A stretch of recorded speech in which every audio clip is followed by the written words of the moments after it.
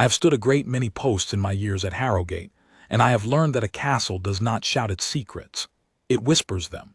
A door left half a hand wider than it was set. A footman who takes the long stare when the short one is empty. A woman who laughs a beat too soon at a joke she did not hear. The men who serve in the king's guard for show, the ones the tourists come to see, motionless at the gates with the wind combing their bearskins, they learn to look forward and see nothing. The men who serve in truth learn the opposite. We learn to stand still and see everything, and to say nothing of it until saying it will mend a wrong instead of merely stirring one. My name is Aldous Fenwick, and I was, in the winter this tale belongs to, a sergeant of the interior watch, the quiet half of the guard, the half that does not march for crowds. My duty was the private wing of the royal house of Harrowgate, the family stair, the nursery gallery, the small drawing rooms where the king's people were only people, and not a spectacle. It is a duty of trust more than of force. A man on the gate needs a straight back and a steady rifle. A man on the family stair needs eyes that miss nothing and a mouth that keeps counsel. I had both, or I had tried 30 years to have both, and it was those two things, and not any grand heroics, that this winter would ask of me. It began, as the worst troubles at court so often do, with something small and beautiful going missing. The Princess Elara wore a necklace that everyone at Harrowgate knew on sight. It was not the grandest jewel in the vaults. The great state collars and the coronation stones dwarfed it in worth 10 times over, but it was the one the people loved because she loved it, and because they knew its story. 7 pale sapphires, graded like the shallows of a summer sea from near white to the deep of open water, strung on fine white gold, with a small clasp shaped like a wren in flight.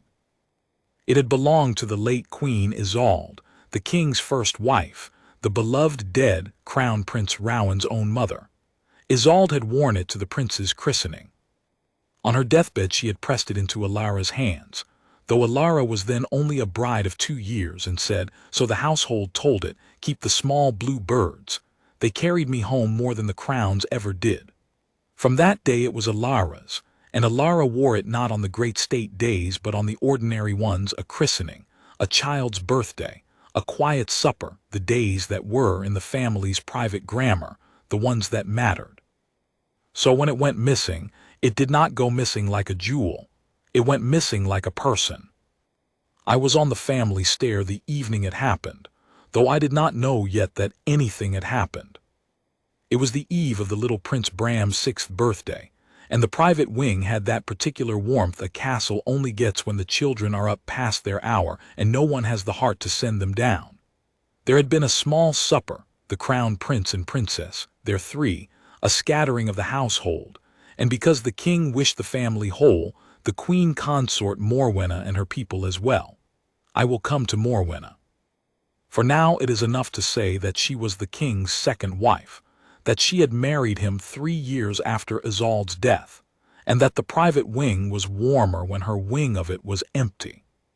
She had come with her grown son, the Lord Cassius, and her daughter, the Lady Verena, and this is the thread the whole tale hangs upon, so mark it, with her young grandson, a boy of 5 who was Verena's son, a small solemn child called Perrin who clutched a wooden horse and looked at the grand rooms as though they might swallow him.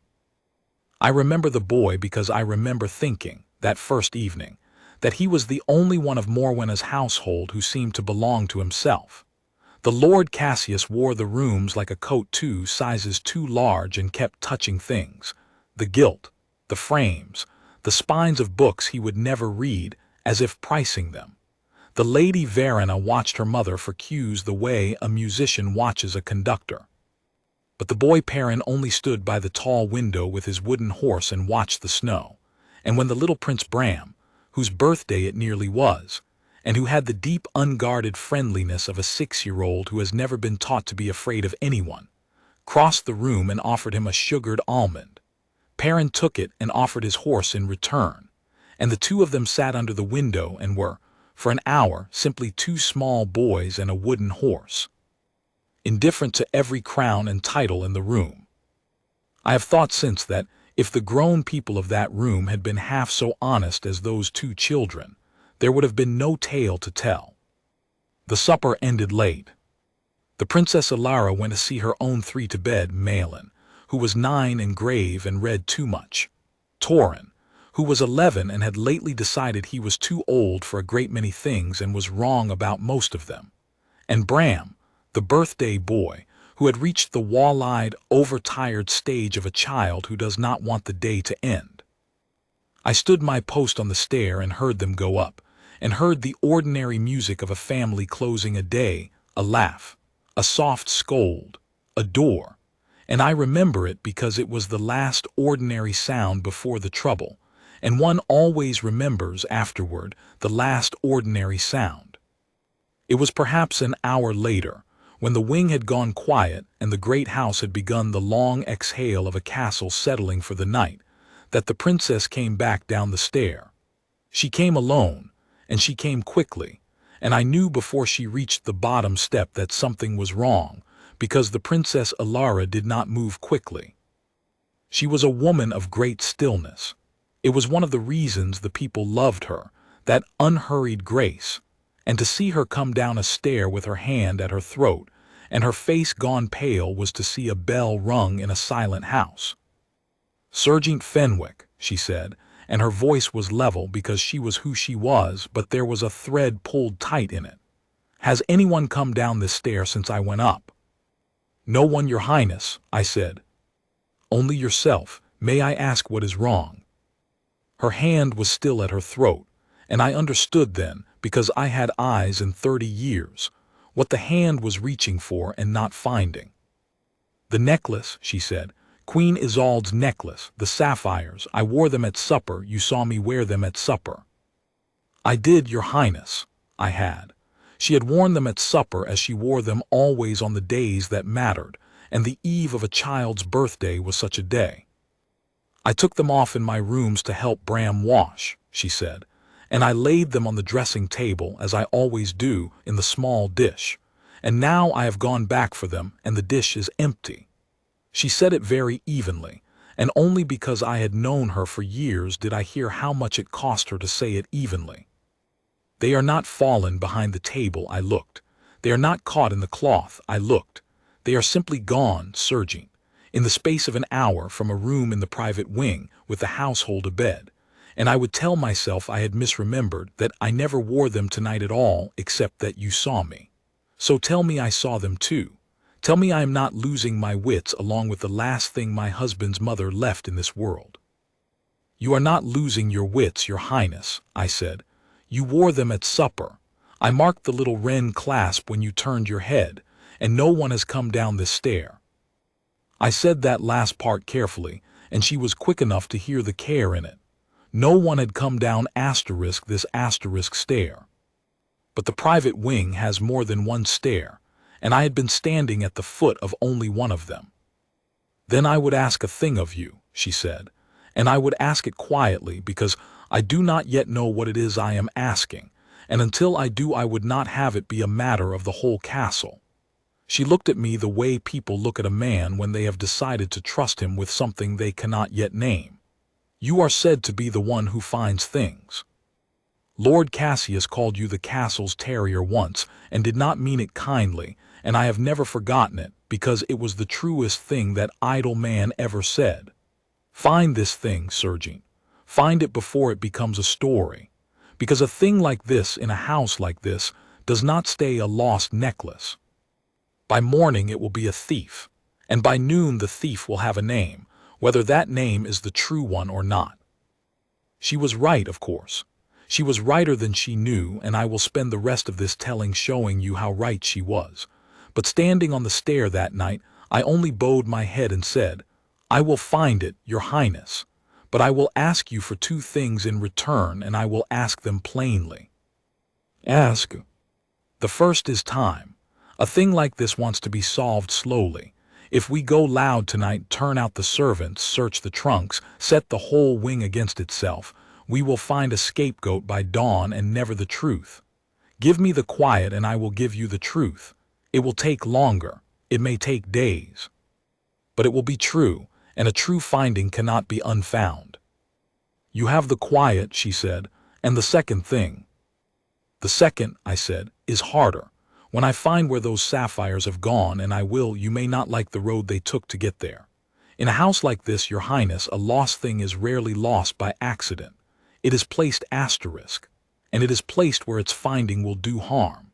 So I will ask you, before I begin, to promise me one thing, that when I bring you the truth, you will let it fall on the guilty, and not on the nearest weak head that happens to be standing under it. She was quiet a moment. Then she said, You already suspect someone. I suspect no one yet, Your Highness. That is a discipline, not a virtue. A man who suspects too early sees only what he expects. But I will tell you what I no asterisk, because you should carry it up the stair with you tonight, and it should keep you from despair. I know your necklace did not walk off on its own legs. I know no servant of this wing would dare it, because they know I would have it back by breakfast and their livelihood gone with it. And I know that whoever took it did not take it for its worth, for if they wanted its worth they would have taken one of a dozen jewels 10 times finer that sit in this house behind lesser locks. They took this one, the one everyone knows, the one you love, the one with a story. I let that sit. She was a clever woman, she did not need it drawn. They took the one that would hurt, she said slowly. They took the one that would speak, I said. A jewel that means nothing is stolen for money. A jewel that means everything is stolen for a purpose. And a purpose, Your Highness, leaves a trail. Money does not care where it goes. Purpose always does. So go up and sleep if you can, and say nothing to anyone, not the prince, not your children, not one word to a maid. Let it be tonight only a thing between the two of us. And in the morning I will begin to walk the trail backward, from the empty dish to the reason. Do I have your promise? You have it, she said. And then in a lower voice, because even a princess is a person, and it was her dead mother-in-law's last gift, and the reaching hand at her throat had not quite come down. Find them, Sergeant. Not for the worth. She said the small blue birds carried her home. I would have them carry me home too. I will find your birds, Your Highness, I said. Go up. She went up, and I stood a while longer at the foot of the stair in the settled dark of the sleeping wing, and I did what a man in my trade does first before he moves a single object or asks a single question. I stood still. I did not search. I remembered asterisk. I ran the evening back through my mind like a man running a rope through his hands, feeling for the frayed place, every entrance to the wing, every face at supper, every time a door had opened that need not have, every long stair taken where a short one was empty. And somewhere in that patient backward walk, in the ordinary music of the evening I had thought so ordinary, I began to feel the first small snag. Not a certainty, not even a suspicion I could have said aloud. Only the sense a fisherman gets when the line, hanging slack, goes for one instant not slack. The smallest tug from something down in the dark that has taken an interest in the hook. Someone in that warm and ordinary room had not been ordinary at all. Someone had spent the evening watching a dish on a dressing table, the way I spend my evenings watching a stair.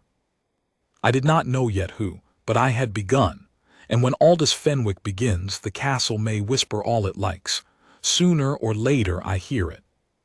The morning came gray and hard, the snow gone to a bitter crust on the forecourt, and I began where every honest search begins, not with the suspect, but with the ground. Before a man asks who, he must know how asterisk, because the how narrows the who faster than any accusation. So while the private wing still slept, I went up to the princess's dressing room with the housekeeper's spare key, and I stood in the doorway a long while before I let my boots cross the threshold. Because a room, like an evening, will tell you the truth only if you do not trample it first. It was a modest room for a crown princess. That was Elara's way. A dressing table under the north window, a tall glass, a wardrobe, a low chair where a child might sit to be brushed. The small dish stood where she had said, near the mirror, empty. I did not touch it yet. I looked at the floor. I looked at the fall of the light.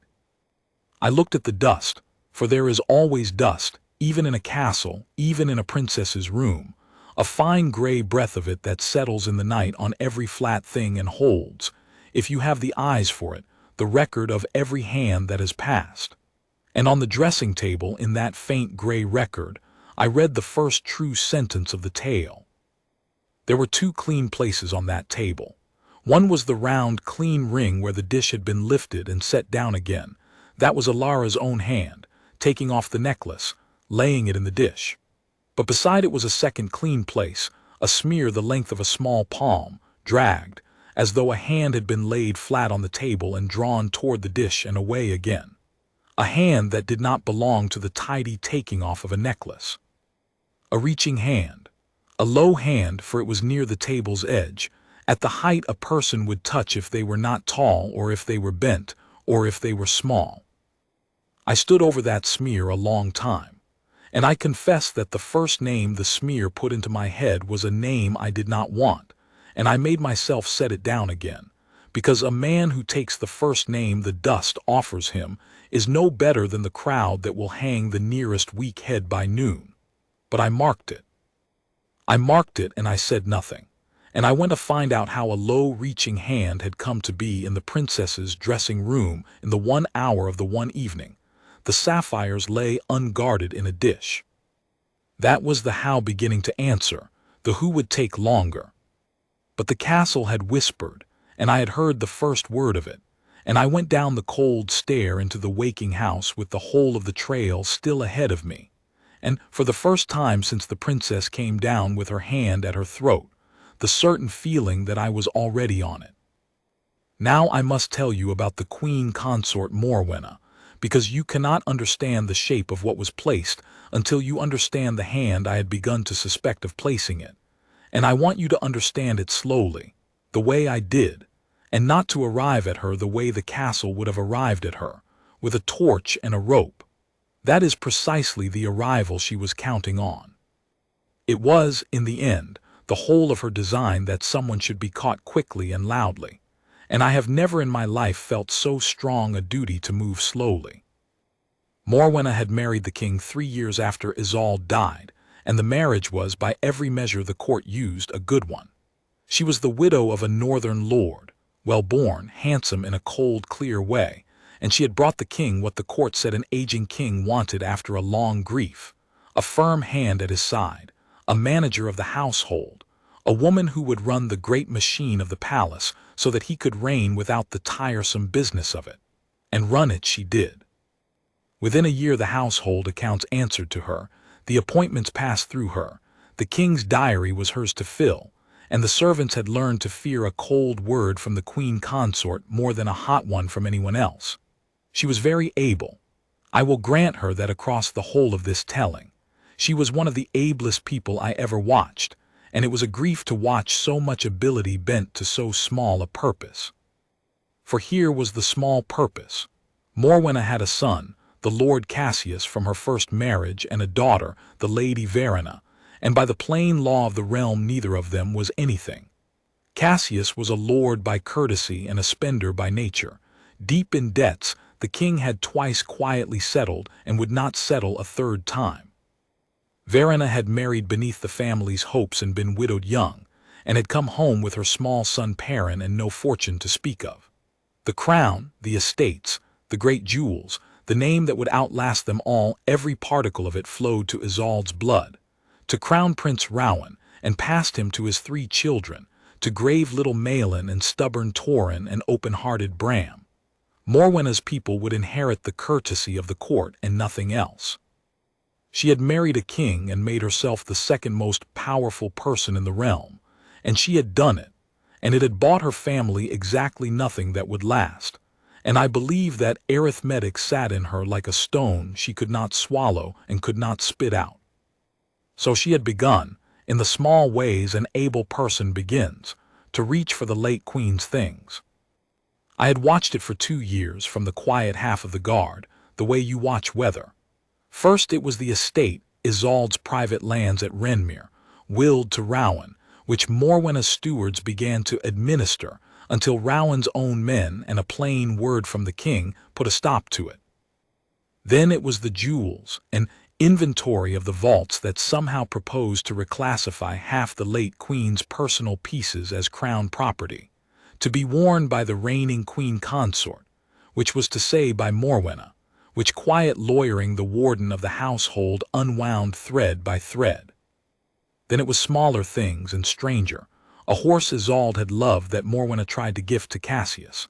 A place at a ceremony that by right was Elara's that Morwenna contrived to fill with Verena. None of it was theft. All of it was reaching.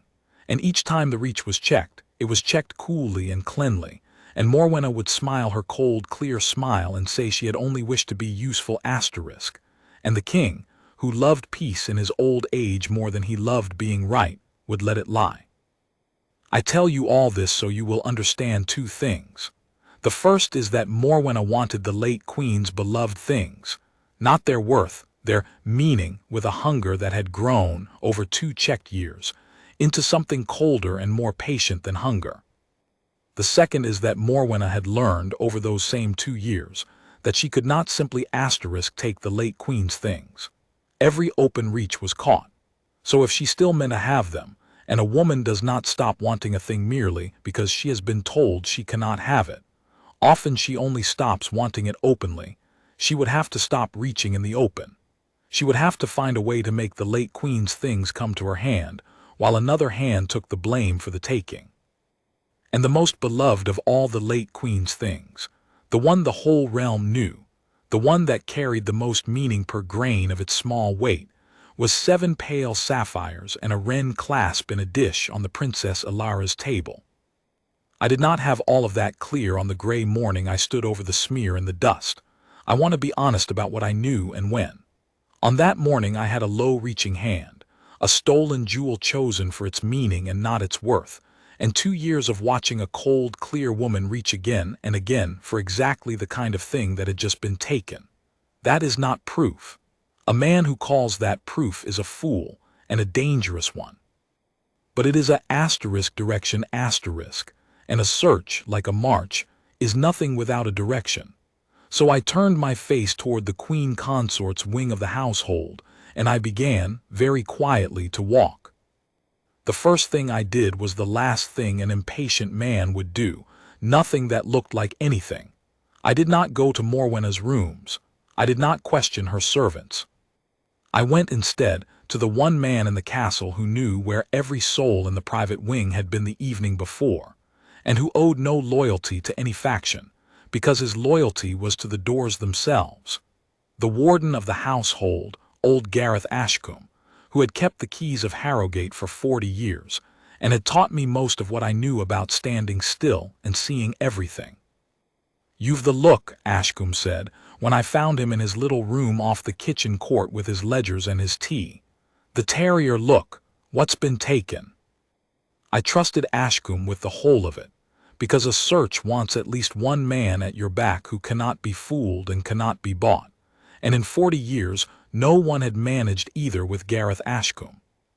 I told him about the sapphires, the empty dish, the princess's promise, and my own request for quiet. He listened the way he did everything, without a wasted motion, and when I had done he was silent a while, turning his tea. "You've come to me for the doors," he said. "I've come to you for the doors." He pulled a ledger toward him, the wing's own record, the coming and going of the private household, which the interior watch kept, and which no member of the family ever thought about, because that is the nature of a good record. It is invisible until the day it saves you. He ran a blunt finger down the evening's page. "The princess's dressing room," he said, "opens off the family stair your post, and off the little gallery that runs behind the nursery gallery where the young ones' rooms are. 2 ways in. You stood the family stair all evening." "I did." "Then whoever reached that dish came by the gallery." He looked up at me from under his gray brows. "And the gallery last night was thick with children. It was the eve of the little prince's birthday. The 3 young ones were up and down it all evening, and so Aldous was the Queen Consort's grandson, the small one, Perrin. Lady Verena had him up in the nursery gallery half the night playing with Prince Bram. I have it here from the nursery maid. The 2 boys and a wooden horse. in and out of every room on that gallery like a pair of mice. I felt it then, the cold, clever shape of the thing, beginning to show its outline the way a shoal shows under still water. A low-reaching hand, a smear at a child's height, and a small, blameless boy of 5, a guest in the house, given the run of the one gallery that opened on the one room where the one beloved jewel lay unguarded in a dish, on the one evening in a year that the gallery was so full of children that no one would think twice about a small hand going where it should not. "You're thinking what I'm thinking," Ashcombe said, watching my face, "and I'll tell you to stop thinking it out loud, because if you say it wrong to the wrong ear, that little boy hangs for it, and he no more took that necklace of his own wanting than my tea did." "I know it," I said, and I did know it, and it was the coldest thing in the whole cold morning, that whoever had built this had built it so that if it went as they meant it to go, a 5-year-old guest of the house would be found with a crown princess's necklace, and the whole castle's terror and grief would come down on a child too small to have wanted it or to defend himself from the wanting being laid to his name. That is exactly what I am thinking, Gareth. And it is exactly why I will not say it, and will not let anyone else say it, until I can say the rest of it. The hand that put the necklace where the child's hand would find it, or be said to have found it. Because the child is the bait. And the whole art of this, whoever made it, is that everyone will stop at the bait. They'll find the sapphires on the boy, and they'll stop because the story is finished, the little pauper grandson, the poor relation's child, light-fingered in the great house. Nobody looks past a solved crime. That is what she's counting on. "She," said Ashcombe. "I didn't say she." "You didn't have to. I've kept these doors 40 years, Aldous. I know which way the reaching in this house has run, and I know whose hand has done it, and I know it's never once been caught with a mark on it because that hand has learned to reach with somebody else's fingers." He closed the ledger. "So, what do you want from me?" "Time," I said, "and the doors and your silence, and one thing more. I want to know where that necklace is now not where it will be found, but where it is being kept in the hours between the taking and the finding. Because a thing like this is not left lying about.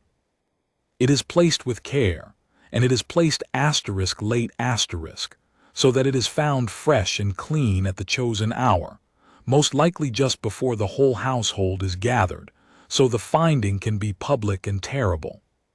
Which means right now, this morning, those sapphires are hidden somewhere in this castle, waiting to be planted. And if I can find them before they are planted, find them in the keeping place and not the finding place, then I have not a solved crime and a broken child. I have the truth. The hand that hid them, caught before it could reach." Ashcombe looked at me a long moment, and something in his old face that had been grim went, for an instant, almost young. 40 years I've waited for someone to catch that hand," he said. "Tell me where to stand." We made our plan over the cooling tea, and it was a plain plan, as the good ones are. Ashcombe would watch the doors not openly, for the wing already had its watch, but closely, marking every entrance to and from the Queen Consort's rooms, the nursery gallery and the boy parent's chamber, and above all marking any small parcel, any bundle, any coat or cloak carried in a way a coat need not be carried. I would work the people quietly, at a slant, never with a question that sounded like a question. And we would both of us race the clock, because somewhere in the castle those sapphires were waiting to be moved from their keeping place to their finding place. And the moment they made that move, the truth would move out of my reach and the trap would close on a child. I began with the servants of the Queen Consort's wing, because servants see everything and are asked nothing, and a man who knows how to be asked nothing in return can learn a great deal. I did not summon them. I merely made myself present over the course of that gray day in the corridors they crossed and the stairs they used, a sergeant of the interior watch about his ordinary rounds, and I let them talk, as people talk to a familiar fixture they have stopped seeing.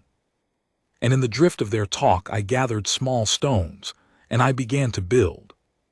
I learned that the Queen Consort's wing had been unusually busy the evening before, that Morwenna had kept her people up late, that the Lady Verena had gone up and down more than once to see to the boy, that a seamstress had been called at an odd hour, near midnight, which a great lady might do if a gown wanted mending before a morning ceremony, though there was no ceremony that morning but a child's birthday.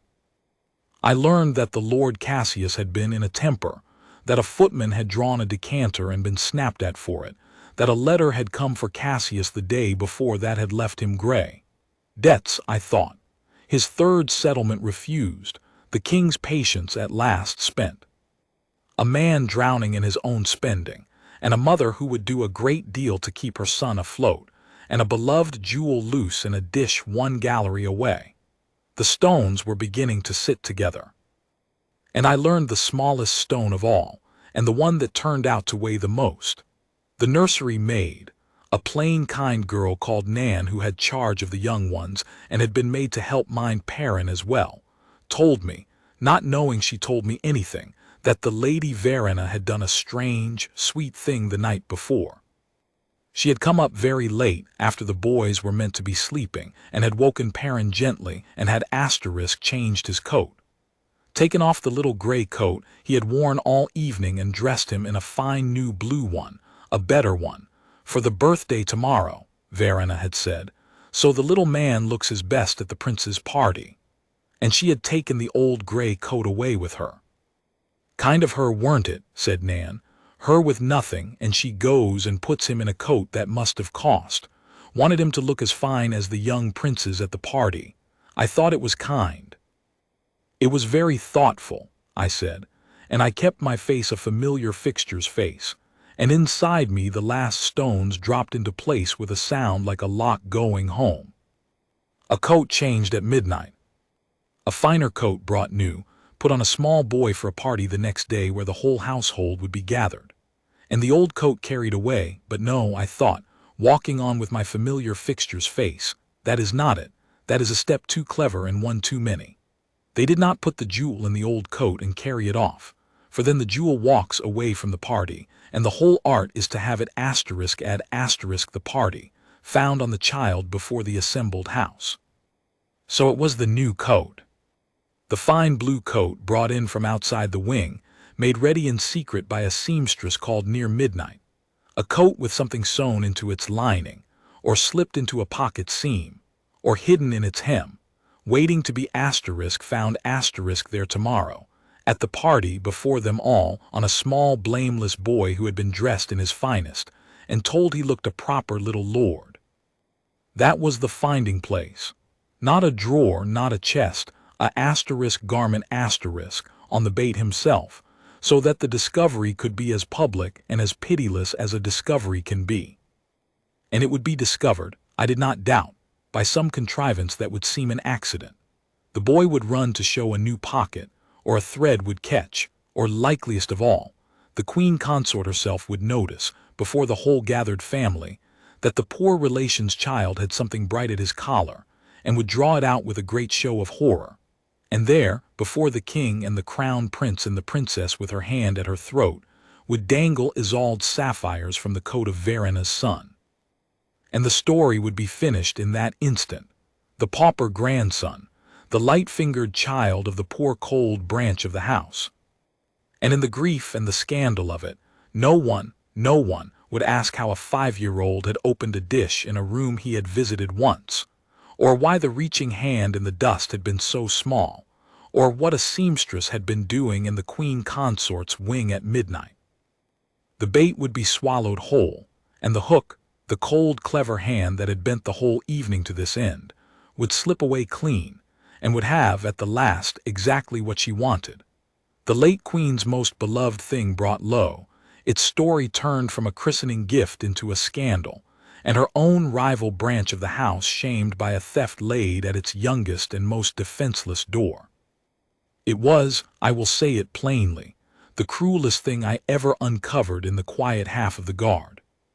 Not because it was violent, no blood, no blow, but because its whole engine was a child. A small solemn boy with a wooden horse, who had traded that horse for a sugared almond with the very prince at whose party he was to be exposed, made into a thief before he was old enough to spell the word, so that a cold woman could have back a dead one's necklace and the pleasure of the ruin along with it. And I had, by my reckoning, until the party, which was that same afternoon. I have known fast trouble in my years, a drawn blade at the gate, a fire in the West Range. The night a fever went through the nursery, and I ran for the physician myself with a child hot as a coal in my arms. But I am not sure I have ever felt time press harder than it pressed that gray noon, when I understood the whole of it, and understood that the finding place was a coat already on a child's back, in a wing not my own, guarded by the Queen Consort's people, and that in a few hours the doors of the great hall would open, and the family would gather for a birthday, and the trap would spring at whatever moment its maker chose. I went at once to Ashcombe, and I laid it before him fast and low. "The blue coat," I said, "the new one. It's in the coat Gareth sewn or slipped into that coat to be found on the boy at the party. Verena changed him at midnight. A seamstress was called. The old gray coat's a blind. I need that coat off that child and in my hands examined * before they gather. If I can find the sapphires in the coat while it's still in my keeping and not sprung on him before the house, I have the truth. If they spring it first, I have a ruined child and a solved crime, and no way on God's earth to prove the hand that built it." Ashcombe went gray himself. "You can't just take a coat off the Queen Consort's grandson," he said. "You've no warrant to be in her wing, let alone to strip a child. She'd have you off the interior watch by nightfall and a story of a mad sergeant frightening a baby, and the coat quietly gone, and the whole thing sprung on some other head another day. If you move on that coat wrong, Aldous, you don't just lose the boy.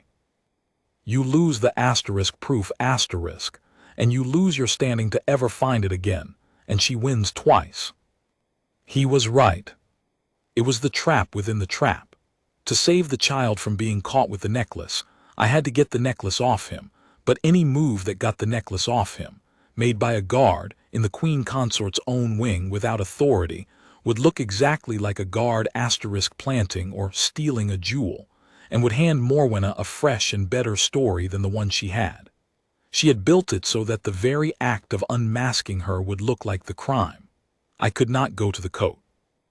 And I could not let the coat reach the party. "Then I need authority," I said.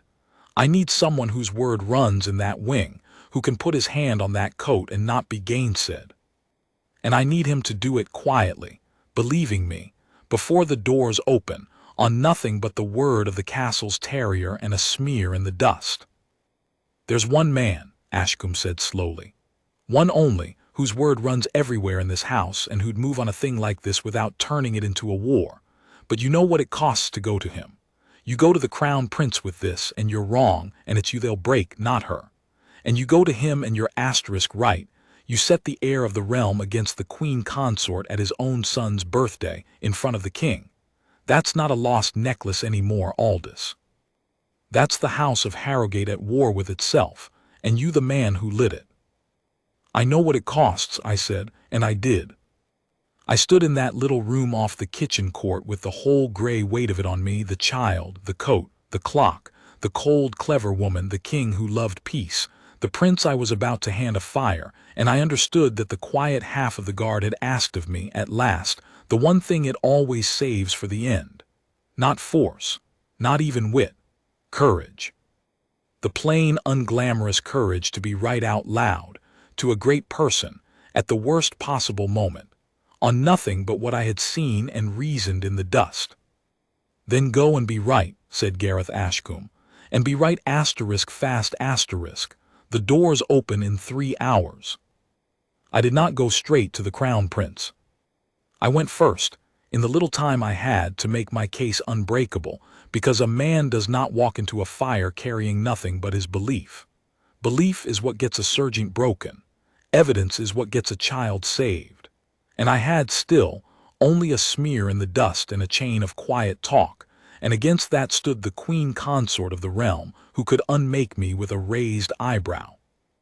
So I spent an hour I could not spare gathering the last hard stones I would need to lay before the prince, and I want to tell you how I gathered them, because it is in the gathering that the truth of the whole thing finally showed its face. I went first quietly to the Princess Elara, not to break my word about quiet but to keep it, for she was the one soul besides Ashcombe who already knew, and I needed one thing from her that only she could give. I found her in her sitting room, pale still, holding herself very straight, and when she saw my face she rose. "You found them." "I've found where they're going to be found, Your Highness," I said, "which is a different and darker thing, and I have very little time, and I must ask you 3 questions, and then I must ask you to do the hardest thing I have ever asked of anyone at this court." I told her fast, low, sparing nothing, the coat, the child, the party, the whole cruel engine of it. I watched the color leave her face and then, remarkably, come back, harder. For Elara was a gentle woman, but she was not a soft one, and there is a kind of gentle person who, shown a cruelty to a child, becomes in that instant the most formidable creature in any room. "The first question," I said.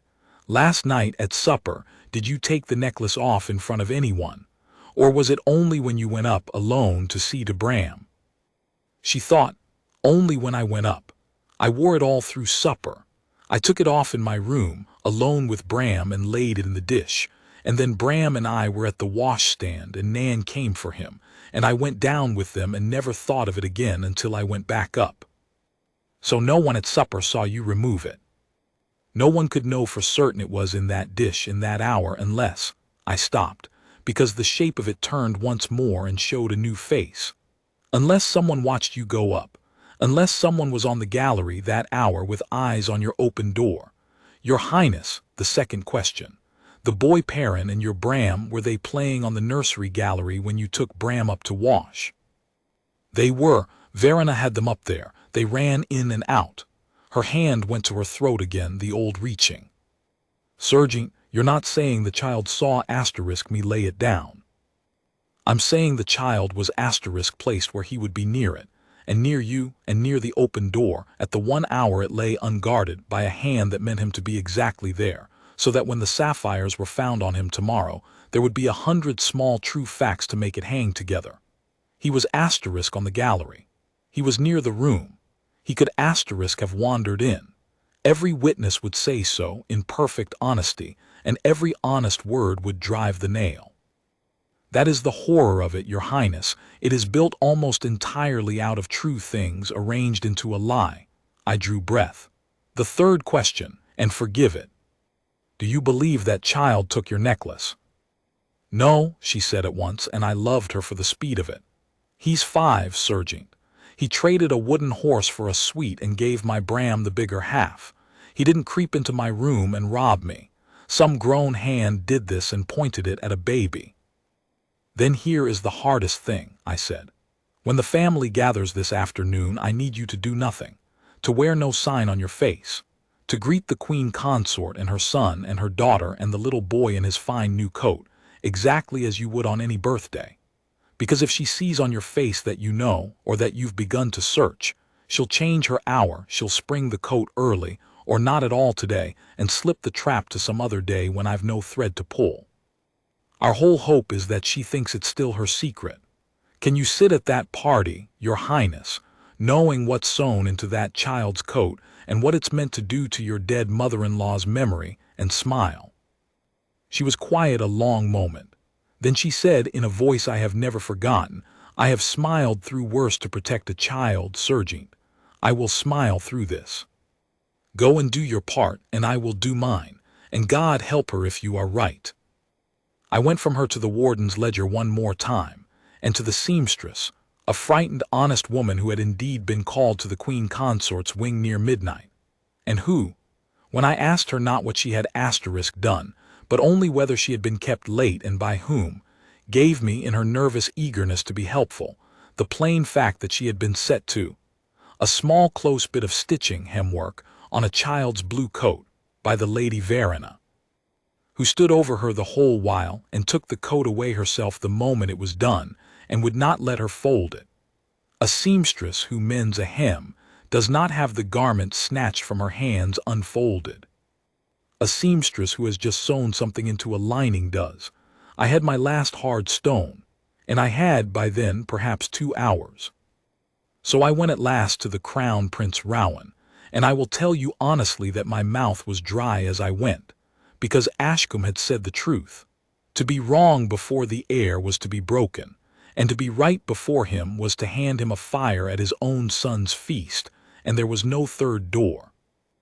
I found the prince in his study, and I asked his gentleman for a private word on a matter of the household watch, and something in my face, I am told I have a face that does not spend its gravity cheaply, got me the private word. And when the door was shut and it was only the two of us, the heir of the realm and the serjeant of the quiet watch, I did not soften it or slow it. I had no time for softening. "Your Highness," I said, "the princess's necklace, Queen Isolde's sapphires, was taken from her dressing room last night. She came to me and bade me find it quietly, and I have. I know where it is, I know why it was taken, and I know that in less than 2 hours, unless we stop it, it is going to be found, publicly, before this whole family and the king, sewn into the coat of the Queen Consort's grandson, a child of 5, so that the boy will be branded a thief, and no one will look past him to the hand that put it there. I believe that hand is the Queen Consort's, and I have come to you because you are the only man in this house who can put his hand on that coat before the doors open, and because I would rather be broken for saying this to you than stay silent and let a child be destroyed to spite your mother's memory. I know what I am asking. I ask it anyway." There is a silence that a great person makes when the ground has moved under them, and I stood in it. The Prince Rowan did not rage and did not laugh and did not call for anyone to remove me, and it was in that steadiness, more than anything, that I saw whose son he was, for the late Queen Isolde had been famous for meeting bad news the way a good ship meets a wave, by rising into it. He sat very still and he looked at me a long moment, and then he said only, "Tell me the whole of it, fast, leave nothing out. And Sergeant, look at me while you do, because I mean to decide, before you finish, whether you are a careful man who has found a horror or a fool who has built a fantasy, and I will know it by your eyes." So I told him the whole of it, fast, looking at him. The empty dish, the low smear in the dust, the 2 years of reaching for the late Queen's things, Cassius's ruinous debts and the third refusal, the seamstress called at midnight, the coat changed in the child's sleep for a finer one brought new, the old gray coat carried off as a blind, the snatched away lining work, the boy placed on the gallery near the open door at the one unguarded hour so that 100 true facts would arrange themselves into a lie. I told him that his own wife knew, and was at that moment steeling herself to smile through the feast so the hour would not be changed. And I told him the thing that I think turned him at the last, not the evidence, but the shape of the cruelty. "Your Highness, whoever built this could have chosen any scapegoat. A servant, a tradesman, any grown head that could at least defend itself. They chose a 5-year-old. They chose the one person in this house too small to have wanted the crime and too small to disprove it, and they chose him because he is small, because a small thief is a sadder, sweeter, more believable story than a large one, and because no one wastes pity on the hand that ruins a child when the child is standing right there holding the jewel. That is not a theft, Your Highness. A theft wants money. This wanted grief. It wanted your mother's christening gift turned into a scandal, and it wanted a child to carry the shame so the true hand could go free. I have served the quiet watch 30 years. I have never seen anything colder, and I could not in conscience let it happen at your son's birthday on a child's back and say nothing, whatever it costs me to speak. The prince rose, and when he spoke his voice had gone very quiet and very level, which I would learn was the most dangerous voice in the realm. You understand, he said, that if you are right, you are telling me that my father's wife means to make my son's 6th birthday the day she brands another child a thief to steal my mother's grave gift.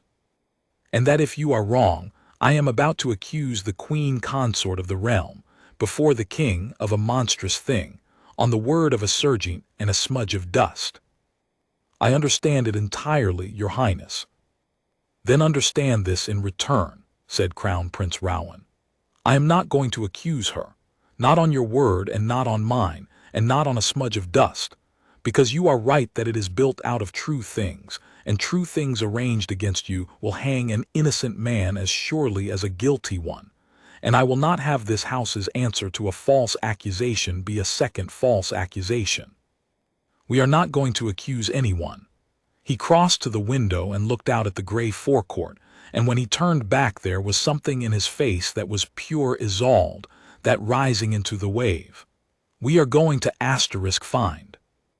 We are going to put our hands on that coat quietly before the doors open, with the right person present so that no one can ever say a guard planted or stole a jewel, and we are going to let the coat speak for itself, in front of the very people who built the trap, at the very hour they meant to spring it. If it's empty, I will apologize to my stepmother and to that child's mother on my knees, and you and I will bear it together. And if it is not empty, he did not finish. He did not need to. How long do we have? Less than 2 hours, Your Highness. And there is a difficulty. I told him the trap within the trap, that any move on the coat made wrong in the Queen Consort's wing would look like the crime and hand her a better story. We cannot simply take the coat. We must take it in a way that cannot be twisted, witnessed, warranted, and above reproach. The very cleanness of the taking is the whole of it. Then it will be clean, said the prince, and it will be witnessed, and it will be warranted, and it will be done in front of the one person whose presence makes it unassailable. He looked at me. Do you know who that is, Serjeant? I did. I had known it, I think, since the little room off the kitchen court, and had shied from it because it was the largest and most dangerous move on the whole board. The king, I said. It has to be done before the king. It has to be done before the king, Rowan agreed, because she has built her whole scheme on my father's love of peace, on his certainty that his wife would never do such a thing, and his weariness of being made to choose. She is counting on him to look away, as he has looked away from every reach these 2 years, so we will not let him look away. We will bring the coat and the truth, and lay it in front of him at the very moment she means to spring her trap, and we will make my gentle, peace-loving father watch the coat speak. And then, Serjeant, we will see whether the king of this realm loves peace more than he loved the woman who gave him his son. The doors would open in less than 2 hours. And the whole of it, the child, the sapphires, the house itself, now hung on getting a small blue coat off a small boy, cleanly, witnessed, before a king who did not yet know his peace was about to end. The prince moved with a speed and a quiet I have rarely seen matched. He did not summon a council or send runners flying, for either would have carried word to the Queen Consort's wing within the quarter hour. He did 3 things only, each done with his own hand or by mine, each small, each decisive. First, he went himself to his father the king, alone, and asked for a private half-hour before the feast on a family matter, and got it, for the king loved his son and denied him little. What passed between them in that half-hour I did not witness, but I know its shape, because I saw its result. I saw an old king come out of that room walking straighter than he had walked in a year, with a grief and a fury banked behind his eyes that told me his son had told him everything, and that some old comfortable blindness had, in that half-hour, been taken from him forever. Rowan had not asked his father to believe the Queen Consort guilty. He had asked only that his father be present and watchful and willing at the hour of the feast, to let a coat be examined before his eyes and to judge for himself what the coat said. A gentle king can refuse to accuse his wife. He cannot, if he is any kind of king at all, refuse to look asterisk, and Rowan had asked him only to look.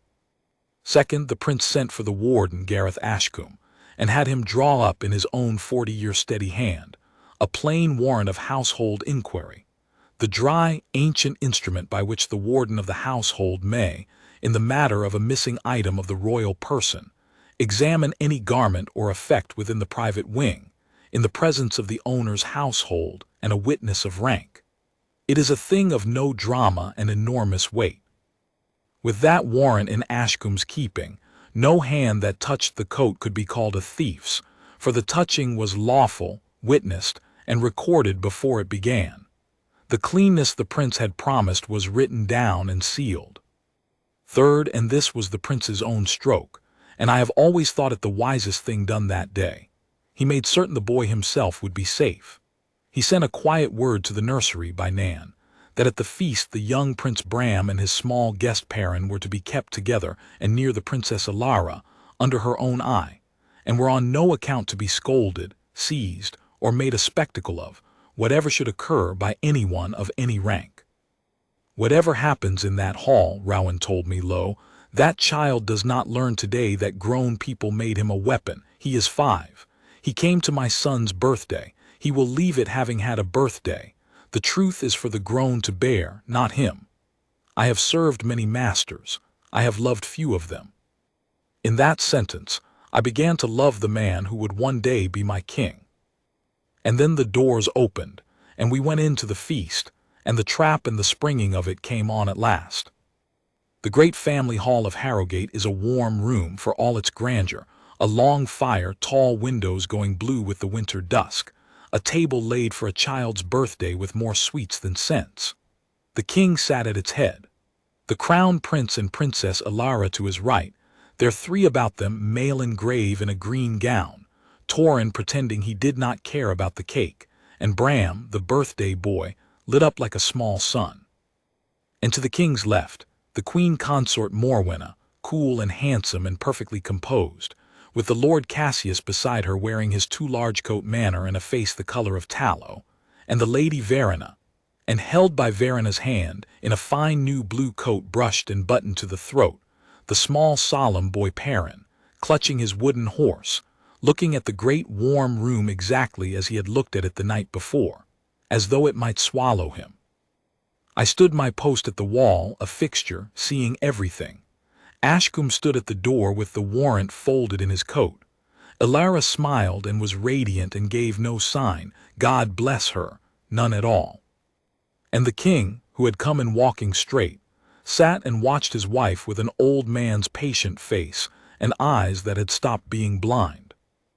The feast went on a while in its ordinary sweetness, and I watched Morwenna choose her moment. I had wondered how she would spring it, and now I saw, and it was as cold and as clever as everything else she had built. She did not accuse anyone. That was beneath her and would have shown her hand.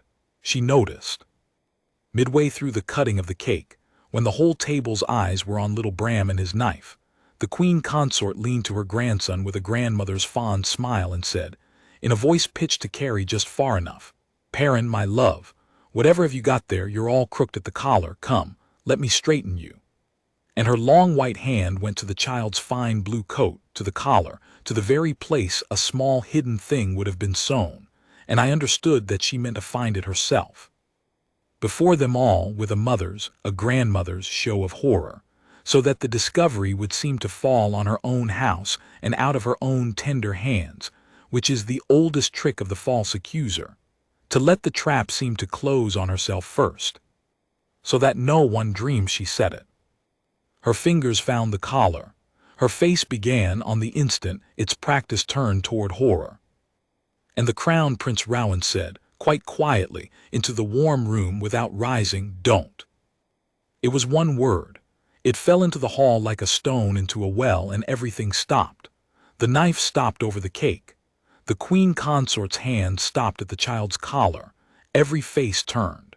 And the prince rose, unhurried, and it was Isolde's rising into the wave, and he said, in that most dangerous quiet voice, take your hand from the boy's coat, madam. That coat is now a matter of household inquiry, and no hand touches it, yours least of all, until it has been examined lawfully before the king, by the warden in front of us all. Warden Ashcombe. The warrant. The room came apart into that particular chaos that only a court can make, which is a chaos of perfect stillness and rushing whispers. The Lord Cassius came half out of his chair, tallow-faced, and sat down again when the king's eyes moved to him. The Lady Verena went white and drew the child a half-step behind her skirts, and I marked it and set it aside, for it might be a mother shielding her boy from a scene or a woman shielding a secret, and the coat would tell which. And the Queen Consort Morwenna. I have thought about Morwenna's face in that moment more than about anything else in the whole affair, because it was the one crack in her I ever saw. For one instant, one only, before the composure came back down like a portcullis, there was on her face not guilt exactly, but calculation gone wrong, the look of a great player who has seen, one move too late, that the board is not the board she thought she was playing on. She had built her whole scheme around the king's blindness and the family's shock, and the king was not blind and the family was not shocked, and the coat, which was to have been found by her own tender hand, was instead to be examined by a warrant before her husband's watching eyes. In that instant she knew, I think, that she had lost, though she did not yet know how much, and she gathered herself and did the only thing left to a great player caught. She pretended the game was still hers. "Rowan," she said, with a cold, clear laugh, "what is this theater? At a child's birthday, you would frighten a baby and shame me before your father over a warrant and a coat. Alaric," she turned to the king, to her husband, to her comfortable long weapon of his love of peace, "will you let your son make a spectacle of this family over some serjeant's fantasy? Take the boy from this room, Verena.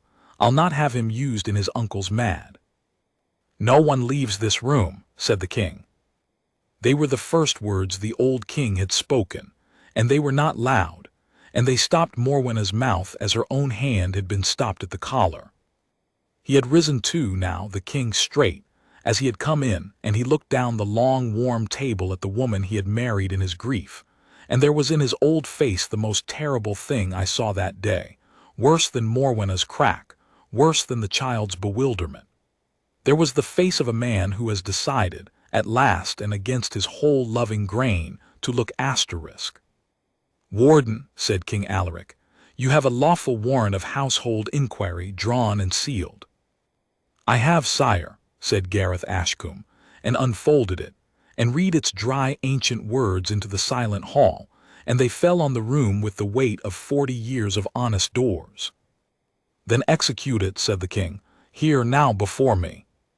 And let no one, madam, say hereafter that it was done in a corner, or by a guard's hand alone, or against the person of a child.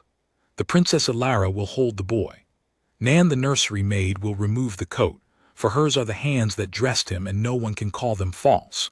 The warden will examine it before my eyes and yours, and whatever the coat holds or does not hold, we will all of us have seen it together, and there will be no story afterward but the true one."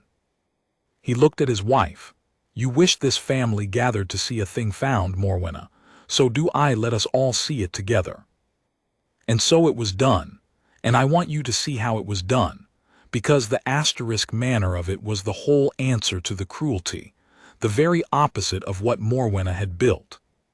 She had meant a child seized, shamed, the jewel snatched from his collar before a horrified house, the boy the center of a scandal he could not survive. Instead, the Princess Elara knelt by little Perrin and gathered him gently against her, wooden horse and all, and whispered something in his ear that made the frightened solemn boy almost smile, and turned him so that his face was against her shoulder and away from the room, so that whatever came out of that coat, he would not see the faces that saw it. And kind plain Nan came and, murmuring to him the whole while as she had murmured him to sleep 100 nights, unbuttoned the fine blue coat and drew it gently from his small arms, and Elara wrapped her own warm shawl about him in its place, and he was never for one moment a thief on display. He was a small guest at a party, being made warm by a princess, while the grown people saw to a grown matter over his head. Rowan had promised it, and Rowan's people kept it, and it is the thing I am proudest of in the whole affair, prouder than the finding, that the child at the center of that cruel design left the room having had, as his uncle swore, a birthday. And then Gareth Ashcombe, 40 years the keeper of the doors, took the fine blue coat to the head of the table, under the eyes of the king and the whole house, and turned it in his blunt honest hands, and found, as I had known he would, in a lining seam restitched the night before by a frightened seamstress with the Lady Verena standing over her, a small, close, clumsy pocket of thread, and worked it open, and drew out into the blue winter dusk of that silent hall, before the king, before the crown prince, before the whole gathered family. 7 pale sapphires graded like the shallows of a summer sea, on fine white gold, with a small clasp shaped like a wren in flight. The late Queen Isolde's necklace, in the coat, exactly where the cold, clever hand had sewn it to be found, but found now not by a grandmother's false horror, but by a warden's honest warrant, before a king who had, at last, chosen to look. The hall did not gasp. It went utterly still, the particular stillness of a great many people all understanding a great many things at once. And into that stillness, the Crown Prince Rowan said, in his quiet, dangerous voice, not to the room, but to one person in it, "There they are, madam, my mother's small blue birds, sewn into the coat of a 5-year-old to be found on him at my son's birthday. Now, before my father, before this house, before that child you would have branded a thief, tell us all how they came to be there." The Queen Consort Morwenna was a great player to the last. She did not confess. Great players almost never do.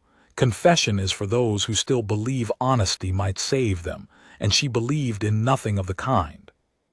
She lifted her chin and said, cold and clear and quick, that this proved nothing but the child's guilt made plainer, that plainly the little pauper had crept into the princess's room and hidden his prize in his own coat, and that the prince's warrant had done nothing but expose the thief the family had bred in its charity. And for one moment the old comfortable current of the room tried to run her way, because it is always easier to believe the sad small story than the large cold one. And half the court would have taken it gratefully.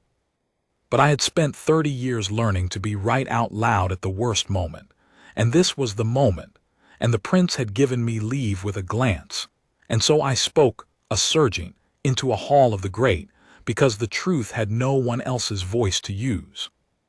"With respect, sire, that cannot be." I kept my voice level, a fixture's voice laying stones.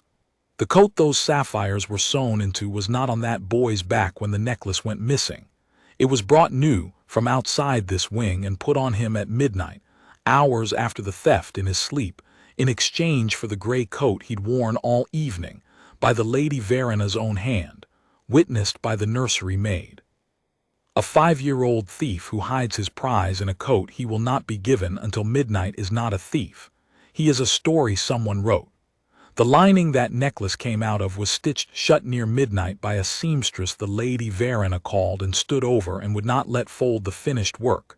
Witnessed, sire, and the seamstress waits to say so. And the boy could not have opened that dish unseen, for the reaching hand that took the necklace left a mark in the dust of the princess's table at a low height, a mark I have kept, and that the warden has seen, and that no small child made climbing at a dish, but a grown person made, bending low, taking care. Every fact that seems to point at the child was placed to point at the child. The child was chosen because he is small and defenseless and sad to look at, and because no one questions a solved crime. But it was not solved. It was built. And it was built, sire, by the 2 hands that stitched a crown princess's necklace into a sleeping boy's coat at midnight, and by the hand that has reached, these 2 years again and again, and always with someone else's fingers, for every beloved thing the late Queen Isolde left in this world. I did not name her. I did not have to. The warden's ledger named her, and the seamstress named her, and the midnight coat named her, and the 2 years named her, and above all the small crack in her own face named her. For as I laid the last stone, the Lady Verana, who was a mother before she was her mother's daughter, and who had just watched a princess kneel to shield her boy from the shame her own family had sewn into his coat, broke. She did not mean to. She put her hand over her mouth and looked at her son safe in Elara's shawl, and she began, helplessly, to weep, and through the weeping came the thing that ended it. I told her no. I told her not the boy. She said no one would ever look past him. She said the king would never, and she could not finish, and she did not need to, and the whole cold structure came down in that half-sentence like a wall when the last stone is pulled. The king did not shout. I have said he was gentle, and he was gentle to the end. But there is a kind of gentleness that, when it finally turns, is more terrible than any rage, because it has been so long in the turning. He looked at his wife across the long, warm table with the sapphires shining in the warden's hand and the shawl-wrapped child at the princess's shoulder and his own son standing straight as Isolde ever stood, and he said, very quietly, "For 2 years I let it lie. Every reach, every claim, every quiet grasping at the things a dead woman loved. I told myself it was only management, only usefulness, only your way, and I looked away because I was old and I was tired and I did not want to see. And you learned that I would look away, and you built on it, until you built this, a child, Morwenna, a guest at my grandson's birthday. You would have made a thief of a 5-year-old to have a dead woman's necklace and the pleasure of my son's grief along with it. And you built it, most of all, upon my blindness." He drew a long breath, and I watched the last of the old comfortable weakness go out of him. "You should not have counted so surely on my never looking. It is the one thing a king must always, in the end, be willing to do." He named no punishment in that hall before that child at that birthday, for he was, even turned, a king who kept his dignity and would not make the feast worse than it had been made. But the matter did not lie. Within the week the Queen Consort's hold on the household was undone, thread by thread, as her every earlier reach had been undone. The accounts taken from her hand, the keys, the appointments, the king's diary. And by the season's turn she was removed from Harrowgate entirely to a distant house of her own, stripped of the offices she had grasped and the nearness to power she had married for, to live out her days in a cold, clear exile that was, I always thought, the truest justice. For a woman who had wanted so badly to be at the center of things was sent to the edge of them, and left there. The Lord Cassius, whose debts had lit the whole fire, was sent with her, his last hope of a royal rescue gone. And the seamstress, who had stitched in fear and told the truth when asked, kept her place. And Nan, the nursery maid, was raised for her steadiness. And Gareth Ashcombe, 40 years the keeper of the doors, was thanked by the king's own hand for a warrant drawn true, and lived to see the hand he had waited 40 years to catch, caught at last. But it is the Lady Verena and her son that the tale must close on, because they are the reason it matters. Verena had said asterisk no asterisk, and had been overborne, and had wept and told the truth at the end, and for that the crown prince, who might have crushed her with the rest, did a thing that was pure Isolde. He did not cast her out with her mother. He judged that a woman who could be made to weep for a child, and to speak the truth against her own blood to save him, was not her mother's kind, and he let her keep her boy in a modest place at the far end of the household, on the single condition that the child never learn, not as a boy, not until he was a grown man who could bear it, what had been sewn into his coat, or why, on his 5th winter. "Let him remember a birthday," Rowan said, "and a princess who was kind to him, and a wooden horse he traded for a sweet. The rest is ours to carry, not his." And so the small solemn boy Perrin left the great warm hall that dusk exactly as his uncle by marriage had sworn he would, not a thief, not a spectacle, not a weapon, but a guest who had been to a birthday, warm in a princess's shawl, with his wooden horse in his hand and his mother beside him, and the whole cold machine that had been built to destroy him dismantled over his head, quietly, by grown people, without his ever knowing it had been aimed at him at all. Of all the things I have kept from that winter, I have kept that one closest, that the cruelest design I ever uncovered was undone so gently that its intended victim never felt its edge. The Princess Elara got back her small blue birds. She wore them, a fortnight later, to no ceremony at all, to an ordinary supper, on an ordinary evening in the private wing, on one of the days that were, in the family's grammar, the ones that mattered.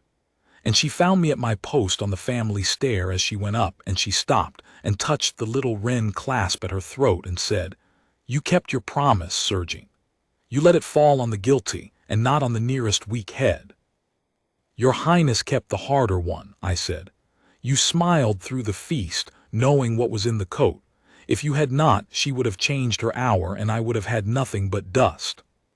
She smiled at that, a real smile, the unhurried grace the people loved, and said, "She said the small blue birds carried her home. I think this winter they carried a child home too. Good night, Aldous." "Good night, Your Highness," I said, and she went up, and the ordinary music of a family closing an ordinary day came down the stair after her, a laugh, a soft word, a door, and I stood my post in the settled dark of the sleeping wing and let it wash over me, that ordinary music, which I had learned that winter is the most precious sound a castle makes, and the hardest one. I have stood a great many posts in my years at Harrogate. I have told you this one because it holds, better than any other, the whole of what the quiet half of the guard is for. Not the marching, not the rifle, not the crowds at the gate. It is for the days the castle whispers instead of shouts, when a beautiful small thing goes missing like a person, and a cold, clever hand has already written the sad small story that will hang an innocent, and the only thing between that child and that story is a man who has trained 30 years to stand still and see everything, and to say nothing of it until saying it will mend the wrong instead of merely stirring one. The stillness is not the point of us. The stillness is the setup. The seeing is the point. And the moment rare and terrible and worth every silent year of waiting for it, when the seeing lets a man be right, out loud before the great at the worst possible hour, and put a wrong right that no one else even knew was being done. The castle still whispers. It always will, and somewhere on a quiet stair in the settled dark of a sleeping wing, there is always a man who has learned to listen. I was that man that winter. I would not trade it for any post on any gate in the world.